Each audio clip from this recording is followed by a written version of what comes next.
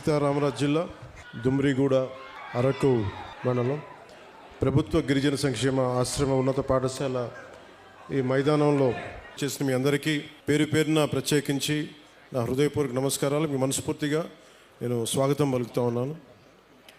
అలాగే వేదిక పైన ఆశీనులైన గౌరవ గిరిజన సంక్షేమ శాఖ మహిళా శిశు సంక్షేమ శాఖ మార్చలు జిల్లా ఇన్ఛార్జ్ మంత్రివర్యులు శ్రీమతి గుమ్మడి సంజారాణి గారికి హృదయపూర్వక నమస్కారాలు.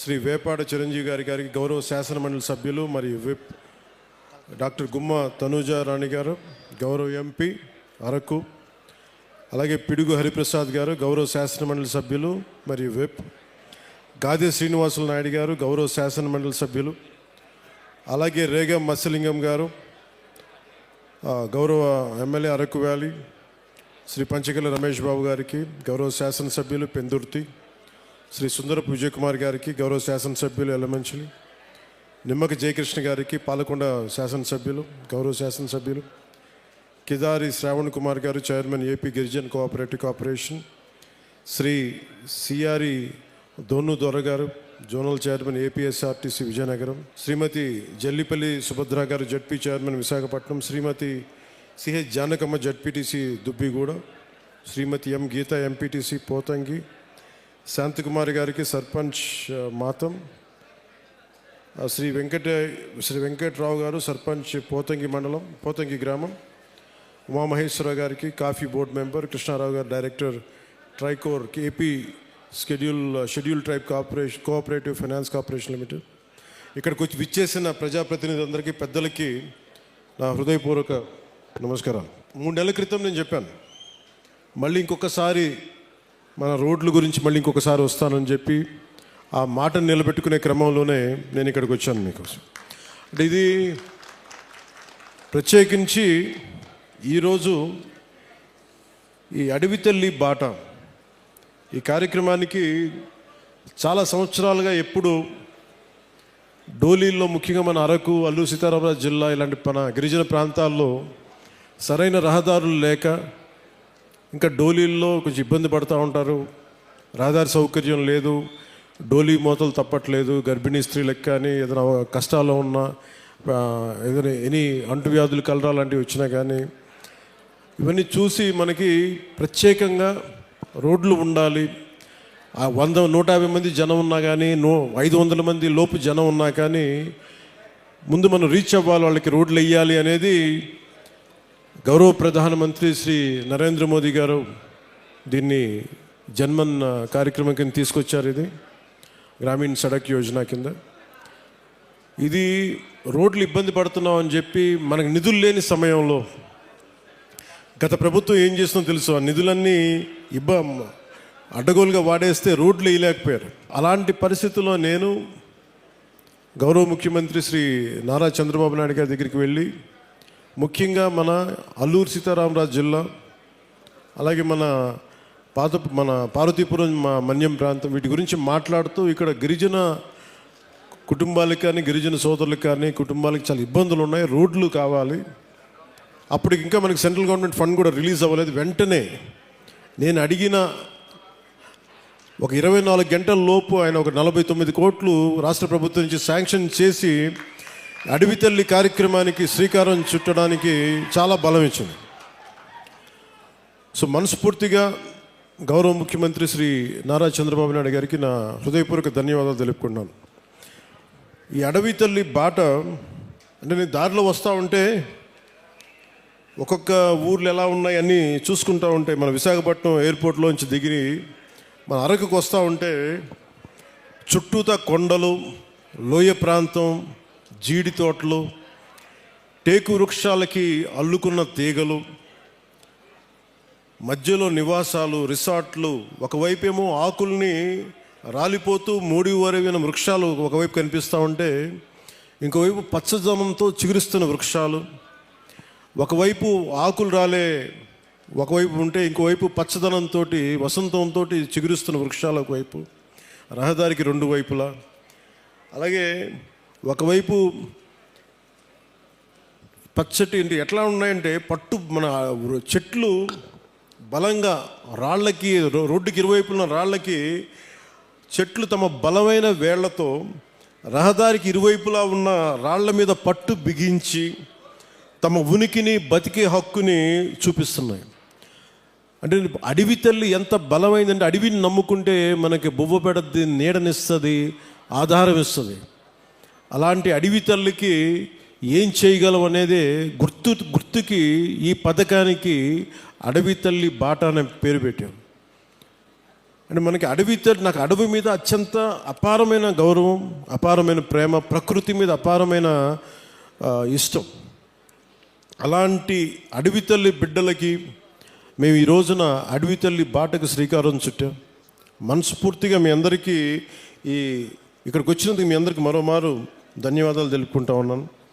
దారిలో శంబాల్ నగరి దగ్గర నుంచి భవానీ నగరు, బొడ్డవర, వైకుంఠగిరి, కాశీపట్నం, అలాగే మన ఒక్కొక్కటి చూస్తే మనకి రిసార్ట్స్, ఒకవైపు చూస్తేనేమో సిల్వర్ ఓక్కి చుట్టేసిన మిరియాల పంట, ఇంకోవైపు ముతిగూడ పక్కన మనకు బొర్రా కేవులు, కటిక వాటర్ ఫాల్స్, అనంతగిరి, తట్టుగూడ, నూకాంబిక అమ్మవారి దేవాలయం, తాటిపాక జలపాతం, గాలికొండ వ్యూ పాయింట్, సుంకరమెట్ట ఆఫర్ ట్రైలు, ఇవన్నీ చూస్తూ ఉంటే చాలా అద్భుతమైన ప్రాంతం మన అరకు ప్రాంతం.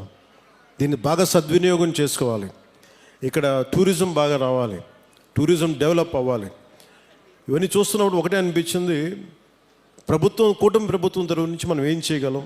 ముందుగా జీవన శైలి మెరుగుపరచాలి, రోడ్లు బాగుండాలి. దాంట్లో భాగంగానే ఈ రోజున కూటమి ప్రభుత్వానికి గత ప్రభుత్వానికి తేడా ఏంటంటే, వాళ్ళు దాదాపు లెస్ దెన్ 90 కిలోమీటర్స్ చేశారు. 5 సంవత్సరాల కాలంలో కేవలం 90 కిలోమీటర్లే ఖర్చు పెట్టి 92 కోట్లు మాత్రమే ఖర్చు పెట్టారు 5 సంవత్సరాల కాలంలో. అదే కూటమి ప్రభుత్వం వచ్చిన సంవత్సరం లోపే ఇప్పటికీ మేము 1000-5000 కోట్లు పనులు మంజూరు చేసాం. ఇప్పటికీ ఎన్ని కిలోమీటర్లు? 1069 కిలోమీటర్లు. సరిగ్గా ఎప్పుడు ప్రారంభించాం? సంవత్సరం కూడా కాల, 4 నెలల క్రితం ప్రారంభిస్తే ఈ రోజున 1069 కిలోమీటర్ల పనులకి శ్రీకారం చుట్టాం. అంటే ఈ టెండర్స్ కూడా ఏదో ఇప్పుడు టెండర్స్ కూడా కాల్ ఫర్ చేశాం. ఇంకో వారం రోజుల్లో పనులు ప్రారంభమవుతాయి. ఏదో మాట్లాడి చెప్పి వెళ్ళిపోవటం కాదు, వారం రోజుల్లో పనులు ప్రారంభమవుతాయి. అంటే ఎవరికి ముందుగా ఈ రోడ్లు అంటే, ఎవరికైతే అత్యంత particularly vulnerable group, tribal groups ఉన్నాయో వాళ్ళకి చేరటానికి, వాళ్ళకి చేరువవ్వడానికి, వాళ్ళకి చిన్నపాటి సౌకర్యం కల్పించడానికి మా ప్రయత్నం. కూటమి ప్రభుత్వానికి ఇక్కడ ఓట్లు రాలేదు. ఓట్లు పడకపోయినా మీకు బాగోగులను చుట్టానికి మేము ఉన్నాం. ఇక్కడ ఓట్ల కోసం రాలేదు. ఓట్ల కోసమే అయితే నేను ఇక్కడ అరకు ఎంపీ గారి పేరు నేను చెప్పక్కర్లా, అరకు ఎమ్మెల్యే గారి పేరు నేను చెప్పక్కర్లా ఇక్కడ. కానీ ఇది ప్రభుత్వం, పార్టీలు మారుతూ ఉంటాయి, కొత్త ప్రభుత్వాలు వస్తుంటాయి, కానీ మనం ఎవరు శత్రువులం కాదు. మనందరం విభేదాలు ఉంటాయి, భావాలు అంటే వైరుధ్యమైన భావాలు ఉంటాయి తప్ప మనం ఎవరు కొట్టుకోవడానికి సిద్ధంగా మనందరం కలిపి ఎవరు ఏ పార్టీ అయినా సరే కూర్చొని అభివృద్ధికి శ్రీకారం చుట్టాలి. దాంట్లో భాగంగానే ఇక్కడ ఇందాక పంచాయతీ ప్రెసిడెంట్స్ అందరూ కొంతమంది మాట్లాడుతూ ఉంటే ఒకటే చెప్తున్నాను. మేము రాగానే 13,326 పంచాయతీలకి 100 రూపాయలు 300 రూపాయలు ఉన్నదాన్ని మేము 10,000, 25,000 చేసాం. ఇన్ని సంవత్సరాల్లో, 30-40 సంవత్సరాలు కాదు, గత స్వాతంత్రం వచ్చినప్పటి నుంచి ఎప్పుడు ఇంత డబ్బులు పెంచలే. అది ఎవరు కూడా, పంచాయతీలన్నీ గత ప్రభుత్వం పంచాయతీలు. కానీ ఇవేమీ ఆలోచించకుండా ప్రజలు బాగుండాలి అనే ఒక ఏకైక సదుద్దేశంతో మేము ఈ రోజున ఈ పథకానికి శ్రీకారం చుట్టాం. ఇట్లాంటి పర్టికులర్లీ వల్నరబుల్ గ్రూప్ ట్రైబ్స్ అంటే ఇది చాలా తక్కువ సంఖ్యా బలంలో ఉన్న మన గిరిజన తెగలు. ఇవి మన రాష్ట్రం మొత్తం మీద 1117 782 ఈ పర్టికులర్ వల్నరబుల్ ట్రైబల్ గ్రూప్స్ ఉంటాయి, గ్రామాలు ఉంటే ఇప్పటి వరకు కేవలం 2605 వాటికి గ్రామాలకి మట్టుకే రోడ్లు ఉన్నాయి, దాదాపు కొంచెం కనెక్టివిటీ. కానీ 1177 ఆవాసాలకు మటుకు ఇంకా రోడ్స్ కనెక్టివిటీ లేదు. సో వాటిని తీర్చడానికి, ఆ రోడ్లు కనెక్టివిటీని పెంచడానికి అడవి తల్లి బాట కార్యక్రమం కింద ఇప్పుడు మనం చేపట్టబోయే కార్యక్రమం 24-25కి 601 PVTG particularly vulnerable tribal groups ఆవాసాలకి 1069 కిలోమీటర్ల రోడ్లు కనెక్టివిటీని అందించడానికి 1005 కోట్లతోటి పనులు మంజూరు చేశాం. మిగిలిన ఇంకొక 576 ఆవాసాలకి రోడ్లు కనెక్టివిటీ వచ్చే కాలంలోనే సమీప కాలంలోనే దశల వారీగా మేము అభివృద్ధి చేపడతాం. అలాగే 2000 దీంట్లో 1000 కోట్లు ఎలా వచ్చినాయి అంటే, ఒకటి రాష్ట్ర ప్రభుత్వం నుంచి 49 crores 49 కోట్లు గ్రాంట్ అయితే, మనకి ఎన్ఆర్జీఎస్ కింద జాతీయ ఉపాధి హామీ పథకం కింద దాదాపు మనం 400 కోట్ల రూపాయలు మన జాతీయ ఉపాధి హామీ పథకం కింద మనం దీన్ని ఖర్చు పెడుతున్నాం ఈ రోడ్లకి. అలాగే పిఎం జన్మన్ కింద 555.61 కోట్లతోటి 206 రోడ్లకి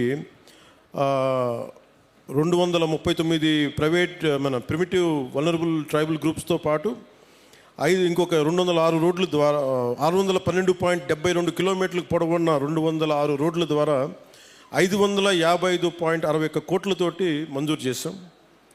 ఇది మీకు ఇందాక చెప్పినట్టుగానే డబ్బులు ఎక్కడ ఖర్చు పెట్టాలి, ఎక్కడ ఖర్చు పెట్టకూడదన్న ఒక బాధ్యతతోటి కుటుంబ ప్రభుత్వం చాలా బాధ్యతగా ఉంటుంది. 175 స్థానాలకి 164 స్థానాలు గెలుచుకోగలిగాం. 21 ఎంపీస్ని కొట్టగలిగామంటే మీరు మా మీద పెట్టిన నమ్మకం. మీ నమ్మకాన్ని మేము అమ్ము చేయకూడదని చెప్పి ఈ రోజున ఓట్లు వెయ్యని అల్లూరు సీతారామరాజు జిల్లాలో ఓట్లు పడని మనకి పార్వతీపురం మన్యం ప్రాంతంలో మేము తిరిగి రోడ్లు ఎందుకు వేస్తున్నామంటే, మాకు తన మన భేదం లేదు. మీరు ఓటు బ్యాంకా కాదా అనే కాదు, మీరు మా వాళ్ళ కాదా, మా గుండెల్లో పెట్టుకుంటాము. అలా ఇందాక కోడి తెగకు చెందిన గిరిజన మహిళలు చేసిన దింసా నృత్యం చాలా అద్భుతంగా ఉంది. వారికి నా ప్రత్యేక ధన్యవాదాలు తెలియజేసుకున్నాను. అలాగే కువి లాంగ్వేజ్లో కువి భాషలో నేను మాట్లాడాను.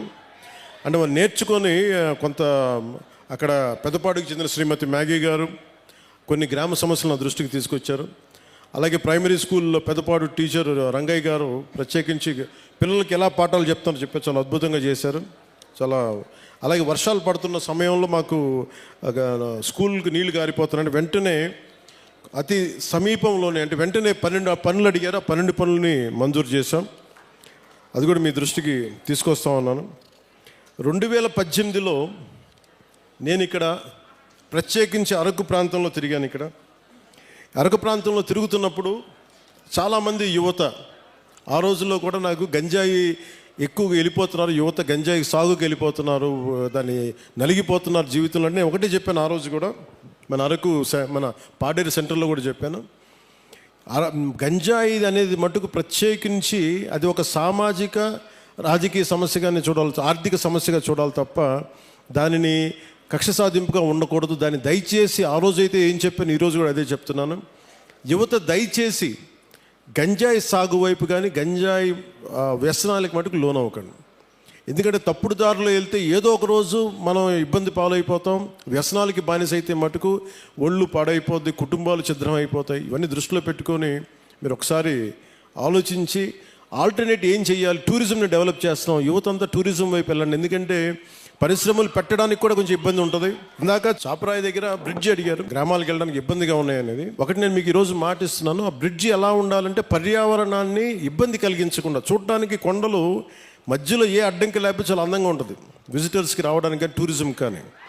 అందుకని టూరిజంకి ఇబ్బంది కలగకుండా, పర్యావరణానికి ఇబ్బంది కలగకుండా ఎలాంటి బ్రిడ్జి వేస్తే చూడటానికి బాగుండాలి, అలాగే గ్రామస్తుల కష్టాలు కూడా, గిరిజన తెగల కుటుంబాల కష్టాలు కూడా ఎలా చేయాలనేది నాకు కొంత సమయం ఇవ్వండి. కానీ నేను అందుకే నడిచాను, ఆ నీళ్ళలో జారిపోతూ ఉంది, రాళ్ళ మీద, ఆ చాపరాయి మీద, ఆ గడ్డ మీద నడుస్తూ ఉంటే జారిపోతూ ఉంది. అందుకని అర్థం చేసుకున్నాను నా కష్టాలని. నాకు కొద్దిగా సమయం ఇవ్వండి, దానికి ఖచ్చితంగా ఒక అందమైన పరిష్కారం ఎదుగుతాం. పర్యావరణానికి ఇబ్బంది కలగకుండా టూరిజం పెరిగేలాగా, ఒక మీకు సౌకర్యంగా ఉండేలాగా ఒక తక్కువ సమయంలో, ఒక 2 నెలల సమయంలో ఒక పరిష్కార మార్గం తీసుకొచ్చి మీ ముందు తీసుకొస్తాం. ఒకసారి పెద్ద పనులు చేయడం వీటన్నిటికంటే కూడా చిన్న చిన్న కష్టాలు ఇంకొకరికి ఆనకపోవచ్చు. కష్టం, నా కష్టం కూడా ఎప్పుడు కష్టాలు. నేను ఒక గిరిజన గ్రామంలో ఉంటే, ఒక తాండాలో నేను పెరుగుతూ ఉంటే, నాకు నిజంగా నా సోదరుకో ఎవరికో ఒక చిన్నపాటి ఇబ్బంది వచ్చి నేను హాస్పిటల్కి తీసుకెళ్ళినప్పుడు రోడ్డు సౌకర్యం లేక డోలీ మీద తీసుకెళ్ళాలి అంటే ఎంత కష్టపడతామో, ఎంత ఇబ్బంది ఉంటుందో నేను అనుభవించకపోయినా కానీ నాకు ఆ కష్టం నేను మనుషుల్ని చూసి అర్థం చేసుకున్నాను. అందుకనే మనం రాగానే ముఖ్యమంత్రి చంద్రబాబు గారు దాదాపు ఒక 49 కోట్లు ఇస్తే వెంటనే మేము చేయగలిగింది ఏంటంటే, వెంటనే ఈ మన అనంతగిరి మండలంలో ఒక పర్టికులర్ గ్రామానికి వెళ్ళి అక్కడ సకాలంలో పొలంగూడ గ్రామానికి, మనకి శ్రీకాకుళం జిల్లా కొత్తూరు మండలం గొట్టుపల్లి నుండి పొలంగూడ గ్రామానికి నూతనంగా కొత్తగా బీటీ రోడ్డు నిర్మాణం చేపడితే మొదటిసారి ఆ గిరిజన గ్రామంలో అంబులెన్స్ కూత వినిపించింది. సకాలంలో సరైన సమయానికి అంబులెన్స్ రావడంతో ఒక గిరిజన గర్భిణీ మహిళ సకాలంలో ఆసుపత్రికి చేరి ఒక ఆరోగ్యవంతమైన శిశువుకి, ఒక బిడ్డకి జన్మనిచ్చింది. ఈ రహదారి ద్వారా 6 గిరిజన ఆవాసాల గ్రామాలకు చెందిన 1260 మంది డోలీ మోతల నుంచి విముక్తి పొందారు. ఇది ఒక అద్భుతమైన ఒక 10,000 మందికి పనిచేసేది కాకపోవచ్చు, ఒక డబ్బులు రాకపోవచ్చు, ఓట్లు రాకపోవచ్చు, దానివల్ల ఆదాయం డబ్బు ప్రభుత్వానికి రాకపోవచ్చు, కానీ మీ కష్టంలో మేము ఉన్నాం. మా కూటమి ప్రభుత్వం ఇది మంచి ప్రభుత్వం, ఆ ప్రభుత్వాన్ని కూడా నేను వాటన్నిటికంటే కూడా మీకు అండగా నిలబడే ప్రభుత్వం కూటమి ప్రభుత్వం. నేను ప్రత్యేకించి ఈరోజు మిమ్మల్ని కోరుకుంటుంది, 2018లో నేను ఇక్కడ తిరిగాను పోరాట యాత్ర. అప్పుడు అన్ని కష్టాలను చూశాను. ఎందుకంటే నేను కార్యకర్తలకు కూడా, జనసేన నాయకులకి, జనసేన కార్యకర్తలకు అప్పటికీ చెప్పాను, ఇప్పటికీ చెప్తున్నాను. అలాగే మన కూటమి నాయకులందరితో కూడా నేను ఈ భావాలని పంచుకుంటా ఉన్నాను. మనం కనుక ప్రజలతో మమేకమై తిరిగి కష్టాలని, వాళ్ళు ఏం కష్టాలు పడుతున్నారో మనం నిజంగా చేయగలిగితే, నాకు ఆ మనసు నలిగిపోయిన 2018 పోరాట యాత్ర అప్పుడు, అరే నా చేతిలో అధికారం లేదు, కనీసం చిన్నపాటి ఒక ఆడబిడ్డకి కన్నీళ్ళు తుడిచిండే శక్తిని ఇవ్వు భగవంతుడాన్ని కోరుకుంటే, ఆ రోజు పరమశివుడు అనుగ్రహించి, నూకాలమ్మ అనుగ్రహించి, మోదమాంబ అనుగ్రహించి, ఈ రోజున కూటమి ప్రభుత్వాన్ని ఈ రోజున మాకు అధికారం ఇచ్చి, వాళ్ళ అధికారం ఇవ్వడం వల్ల మీ ఆశీస్సులు అంటే ఎంత బలంగా కోరుకున్నామో ఆ రోజున, ఈ రోజున మేము దాదాపు 1,005 కోట్లు, అంటే దాదాపు 1000 కోట్ల పైన డబ్బులు 1050 కిలోమీటర్ల రోడ్డుకి వేయగలుగుతున్నాం. అంటే రోడ్లు వేయటమే కాదు, మీ జీవితాలు కొంత మెరుగవుతాయి, కొంత ట్రాఫిక్ పెరుగుతుంది, కొంత మనకి టూరిజం డెవలప్మెంట్ ఉంటుంది. వీటన్నిటిని దృష్టిలో పెట్టుకొని ఇవన్నీ చేస్తూ ఉన్నాం. నేను ఈ రోజున ప్రత్యేకించి దారి పొడుగుతా చూస్తుంటే ఇంత సుందరమైన అరకుని దేశం మొత్తం వచ్చేలాగా చేయాలి. అలాగే ఏం చేయాలని కూర్చోబెట్టి టూరిజం శాఖ మంత్రివర్యులతో మాట్లాడతాను, శ్రీ కందుల దుర్గేష్ గారితో, గౌరవ ముఖ్యమంత్రి గారితో మాట్లాడతాను, సంబంధిత జిల్లా అధికారులతోటి, కలెక్టర్ గారితో మాట్లాడి మీకు అభివృద్ధిలో ఇక్కడున్న యువత గంజాయి వైపు కాకుండా మీరు టూరిజం వైపు వెళ్ళాలి, సేవలు, మీరు సర్వీస్ సెంటర్స్ పెట్టుకోవాలి, ఇక్కడ కూర్చోబెట్టి చిన్న హోటల్స్ నడుపుకోవాలి. మీకు ఏదైనా స్థలాలు ఉంటే మీరు అక్కడ కూర్చోబెట్టి కొంచెం ఓపెన్ క్యాంప్స్ పెట్టుకునేలాగా, 10 డబ్బులు వచ్చేలాగా, కొంతమందికి వృత్తి ఉపాధి వచ్చేలాగా ఖచ్చితంగా కృషి చేస్తాం. అలాగే ఇందాక కలెక్టర్ గారు మాట్లాడుతా, ఇప్పటికీ 2,25,000 కాఫీ తోటలు ఉన్నాయి. ఇంకో పట్టులకి జిరాయితీ పట్టాలు కానీ, లేదంటే పోడు పట్టాలు కానీ కలిపి ఇంకొక 1,00,000 పైన మేము ఎకరాల్లో కాఫీ తోటను సాగు చేయాలనుకుంటున్నాం. దీనికి కాఫీ తోటలు పెంచాలంటే ఎత్తైన వృక్షాలు కావాలి. అందుకని ప్రత్యేకించి అలాంటి వృక్షాలు పెంచాల్సిన చోట దాన్ని ఉద్యానాలని పెంచే దాంట్లో జాతీయ ఉపాధి హామీ పథకానికి ఆ పథకం దీని కింద వర్తిస్తుందని అడుగుతారు. ఖచ్చితంగా దాన్ని పరిశీలించి, ఇక్కడ అంటే నా భయం ఏంటంటే, ఒకటి సిల్వర్ ఓక్ ఎప్పుడు కూడా వల్నరబుల్ టు ఫారెస్ట్ ఫైర్స్, అది ఎక్కువ మంటలు రగుల్చుకునే అవకాశం ఎక్కువ ఉంటుంది. అది స్థానికమైన చెట్టు కాదు. సో ఇప్పుడు వేసేసాం కాబట్టి మనం ఏం చేయలేం. కానీ భవిష్యత్తులో కలెక్టర్ గారికి కూడా, మన పంచాయతీరాజ్ శాఖ ప్రిన్సిపల్ సెక్రటరీ గారికి కూడా, అలాగే ఇక్కడ ఉన్న ఫారెస్ట్ అధికారులకు కూడా, మీరు సిల్వర్ ఓక్ వేసేటప్పుడు దానికి ఆల్టర్నేట్ దయచేసి కొత్తగా ఫాస్ట్గా తొందరగా ఎదిగా ఏవో ఆలోచించండి. ఖచ్చితంగా 1,00,000 ఎకరాలు కాఫీ సాగు ఉంటే, కాఫీ బోర్డు నిర్ణయించుకుంటే ఖచ్చితంగా దాన్ని మరింత ఆదాయం పెరుగుద్ది, మరింత మనకి యువతకి ఉపాధి అవకాశాలు ఉంటాయి. దీన్ని దృష్టిలో పెట్టుకొని పర్యావరణానికి, ఎందుకంటే ఎసిడిక్ ఎక్కువైపోద్ది, మన సాయిల్లో ఎసిడిటీ పెరిగిపోద్ది ఈ సిల్వర్ ఓక్ వేస్తే. అది మన నేటివ్ ప్లాంట్ కాదు. అందుకనే పనస కానీ, మామిడి కానీ, ఇంకా తొందరగా ఎదిగే మొక్కలు ఏమున్నాయి, వీటన్నిటి వృక్షాలు ఏమున్నాయి, వీటిని దృష్టిలో పెట్టుకొని ఖచ్చితంగా కలెక్టర్ గారు అడిగిన ఈ ప్రతిపాదన ముందుకు తీసుకెళ్తాం. ఖచ్చితంగా 1,00,000 ఎకరాల్లో కాఫీ తోటని ముఖ్యమంత్రి గారు తెలియజేశారు. ఖచ్చితంగా దీన్ని సాధిస్తామని మీ అందరికీ తెలియజేసుకుంటాం. సో మీ అందరికీ మరోమారు ఇంకా బస్తర్లోనూ ఇక్కడంతా ఇంకా మనకి చిల్లంగి అని చేస్తారంట. ఎప్పుడు చిన్నప్పుడు ఇప్పుడు నేను తులసి నవలు చదివాను, కానీ బస్తర్ నుంచి దార్కా వచ్చాడు, కాద్రా వచ్చాడు. నవల్స్లో బాగుంటుంది, కానీ నిజంగా అంటే ఎందుకో ప్రత్యేకించి పోలీస్ శాఖ అధికారులు నా దృష్టికి తీసుకొచ్చారు, ఎస్పీ గారు నా దృష్టికి తీసుకొచ్చారు, ఎస్పీ గారు డిఎస్పీ గారు ఇద్దరు. అంటే అరకు పరిసర ప్రాంతాల్లో ఇప్పటికీ చాలామంది చెడుపు, చిల్లంగి మరియు చేతబడి వంటి మూఢనమ్మకాలని ఉన్నాయి. దానివల్ల పొరపాటున మానసికంగా మన ఇంట్లో బాగలేకపోతే, ఒకరికి ఎవరికైనా మానసిక వ్యాధి ఏదైనా వస్తే మనకు పడని శత్రువు ఎవడన్నా చిల్లంగి చేశాడు, చేతబడి చేశాడు అని చెప్పి కొట్టి చంపేయటం, ఇలాంటి చేయటం దాదాపు గత కొన్ని సంవత్సరాలుగా 9 మందిని చంపేశారనేది ఒక రికార్డు పోలీస్ శాఖ అధికారులు పెట్టారు. సో వారి విజ్ఞాపన, వారి విన్నపం ఏంటంటే, ఎట్టి పరిస్థితుల్లో మీరు దయచేసి దీని అలా ఆ మూఢనమ్మకాల వైపు వెళ్ళకండి. ఏదైనా బాగలేకపోతే ఎందుకు బాగలేదు అని దృష్టిలో పెట్టుకొని అట్లా ఆలోచించమని, అందుకని దీనికోసం ప్రత్యేకించి వికాస్ అనే ఒక కార్యక్రమం ప్రారంభించారు. ఈ పై విషయాలన్నింటినీ, అంటే దీనికి గల కారణాలను పరిశీలిస్తే మూఢనమ్మకాలని మనకి ఇంట్లో వాళ్ళకి బాగలేకపోతే చేతబడి చేశాడు, చిల్లంగి చేశాడు అవన్నీ సినిమాల్లో బాగుంటాయి, నవల్స్లో బాగుంటాయి. నిజానికి మన మనసుకు మించింది ఏం లేదు. అంటే మీ మైండ్ చెడు మంచి అనేది ఏంటంటే, ఒకడు పోవాలని కోరుకుంటుందా, అదే చెడు, అంతే, అదే చేతబడి. అందుకే ఇలా కాకుండా మీరు ఆలోచించాల్సింది, ఎవడు మన గురించి ఎంత చెడు చేద్దాం అనుకున్నా మనం యాక్సెప్ట్ చేస్తే తప్ప, మనల్ని ఓడించాలి నేను అసెంబ్లీలోకి అడుగు పెట్టం అని చెప్పి ఇంత కంకణం కట్టుకుంటే నువ్వెవడు ఇలాంటి చేతబడులు చేయడానికి? ఇలా చూడండి, మనంటే పట్టణంలో ఎప్పుడు మాట్లాడతారు, అందువల్ల. కానీ మనం ఎలా ఎదుర్కోవాలి? కూర్చొని కొట్టడాలు ఇవన్నీ కాదు. బలంగా మన మనసు బలంగా ఉంటే ఏది పనిచేయదు, మనకి ఏది దుష్టశక్తి మన మీద పనిచేయదు. ఎందుకంటే ఒక్కసారి ఇలాంటి మూఢ విశ్వాసాలని నేను కూర్చోబెట్టి వెంటనే తీసేయమని కష్టం, నేను అర్థం చేసుకోగలను. కానీ వీటికి మించి మీరు ఆలోచించాల్సిందిగా, ముఖ్యంగా యువతకి, ఆడపడుచులకి, మహిళలకి చెప్తున్నా. ఒక తరం అది నమ్మారు, ముందుకు వెళ్ళిపోయారు.